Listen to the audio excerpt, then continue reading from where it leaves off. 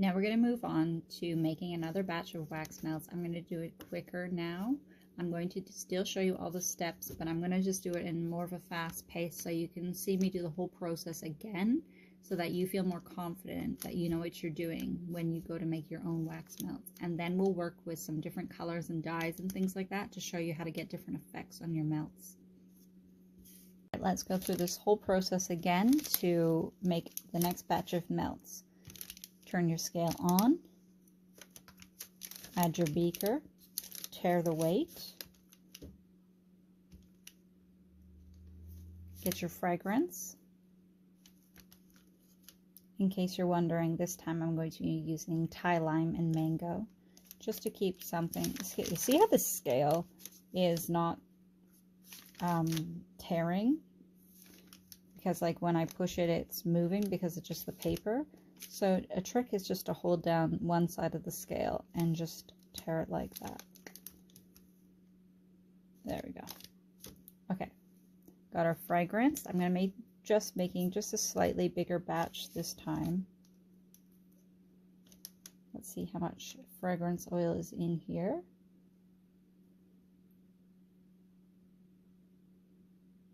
$36.9. We can probably get it to 37. Yeah, there we go. All right, 37. Remembering that when we're doing we want a 10% load of fragrance oil, so 37 grams of fragrance oil. We want that to be 370 grams of wax, and then remember we want to add about 10%, 10 to 12% of the universal additive. So we're going to be adding 37 grams of the UA, the universal additive.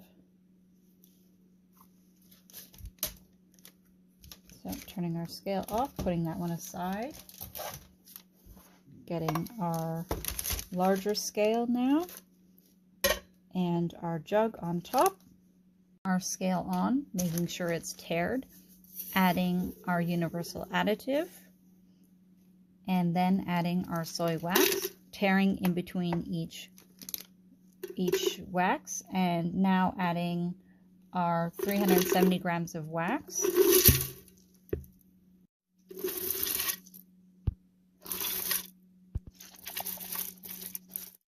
Our pot of wax to the kitchen and putting it back into our water bath. And you'll notice that this time, because there is much more wax in the container, the water, you can feel and see that it goes down much heavier. There's no tipping this time because of the weight of the wax in the container.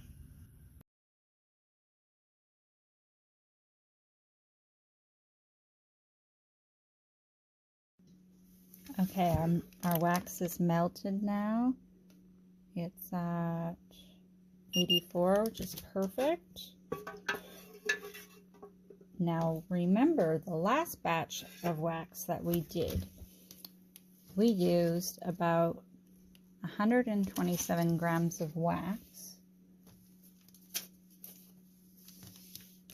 120 grams, pardon me, and we used 1 drop of dye. Now I'm going to show you what double that color looks like. So this time we've got 370 grams of wax in this pot.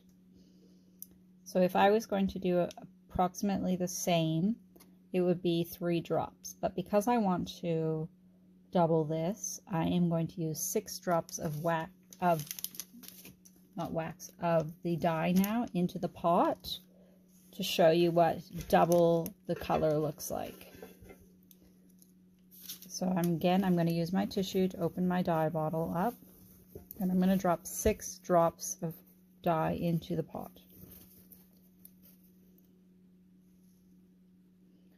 1, 2, 3, 4, 5, 6. Now I have not added my fragrance oil yet, and I am going to show you why I have not added it. and why I did the dye first.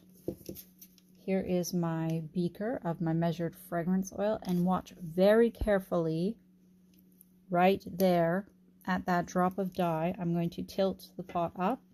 I want you to watch what happens when I add my fragrance oil after I add my dye. So adding my dye first, watch what happens. Do you see how that color just totally disperses into that? And it works even better if your pot's flat. So this is such a good way to get rid of the dye clumps that happen. Stir it together now, making sure that you just spend a little bit of time just scraping right there where that dye initially hit the bottom of that pot.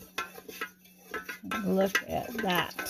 Smells super good and looks so shiny and like sunny and cheerful. I like it. All right, this was with 1 drop of dye, and now I'm going to show you the color with 2 right beside it so you can compare the difference, and we'll just let it cool down. There you go, 1 drop of dye, 2 drops of dye, and here is 3 drops of dye. So you can see the intensity of the different levels of color versus how much dye you add to the wax. Just want to say that the most dye I typically use with my pots of wax is 10 drops per kilo of color, and that usually gives you the brightest color that you're going to get for that particular dye.